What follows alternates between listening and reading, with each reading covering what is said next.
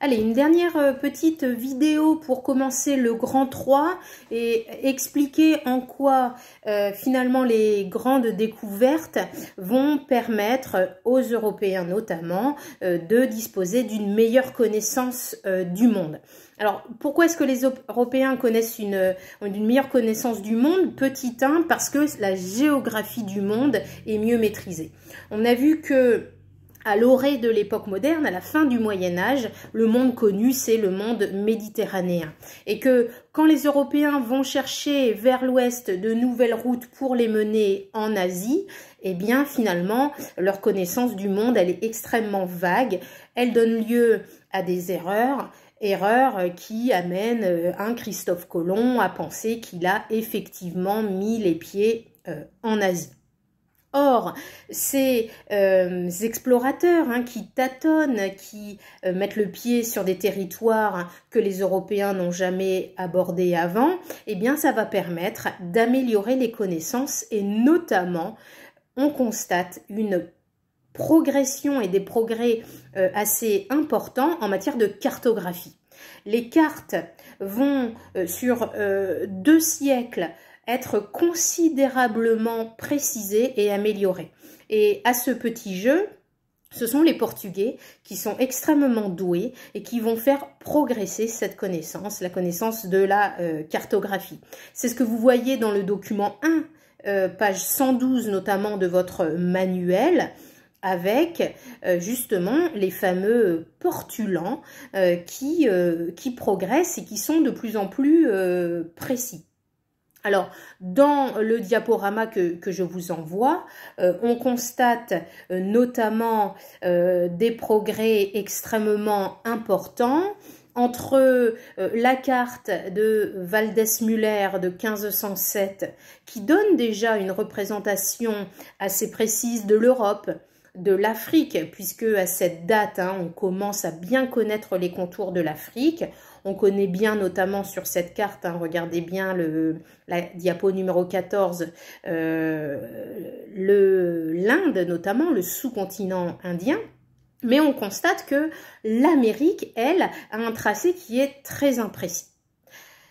Et si l'on passe en 1572, donc là on progresse dans le XVIe siècle, et si l'on regarde, c'est la diapo suivante, le planisphère d'Abraham Ortelius, le map-monde, on est assez frappé par la précision de cette map-monde. Alors la précision, ça dépend des continents. On reconnaît très nettement l'Europe, l'Afrique, dont le tracé est très précis, la péninsule arabique, le sous-continent indien, donc le monde qui était déjà connu, on voit que son tracé est de plus en plus fin, de plus en plus précis.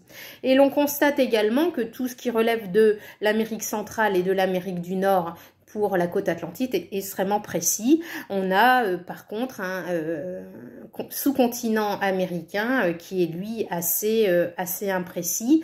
Néanmoins, on constate que l'on s'approche bien davantage du monde connu d'aujourd'hui.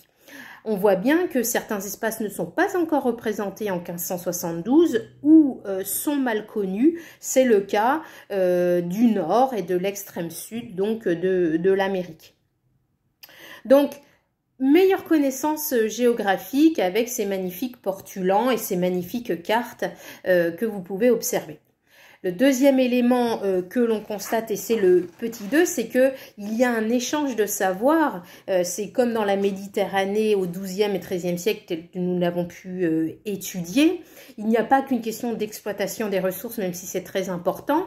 On a un développement des savoirs dits naturalistes avec de nouvelles espèces, de fruits, de légumes, mais aussi des animaux et des découvertes importantes qui sont faites.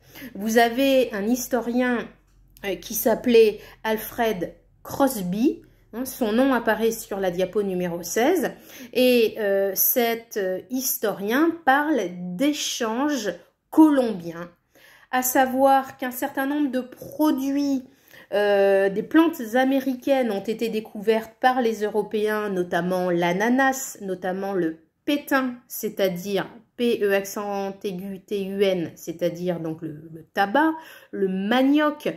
On découvre aussi, les Européens découvrent aussi la pomme de terre. Et puis, les Européens vont en échange exporter vers le Nouveau Monde un certain nombre de produits comme le citron, l'orange, le navet, mais aussi des animaux tels que le bœuf, le mouton ou le cheval. Et donc cet échange, il va être extrêmement important puisque c'est un échange donc biologique avec une évolution extrêmement importante donc qui survient. Voilà. Je m'arrête ici pour ces échanges. Je vous demande de lire dans votre manuel les informations relatives à ça, mais en gros, vous prenez en note à partir du diaporama ce que je viens de dire dans ces deux petites vidéos. Et donc, il faut que ça soit dans votre cahier puisque demain en classe, nous travaillerons sur le petit 3. La découverte de nouvelles civilisations provoque des débats. On travaillera sur des extraits de la controverse de Valladolid et ça, on le verra donc demain. Voilà, travaillez bien, prenez bien en note le cours. Je vous envoie ça immédiatement et ça fera office de travail pour aujourd'hui. Voilà, je vous dis à demain.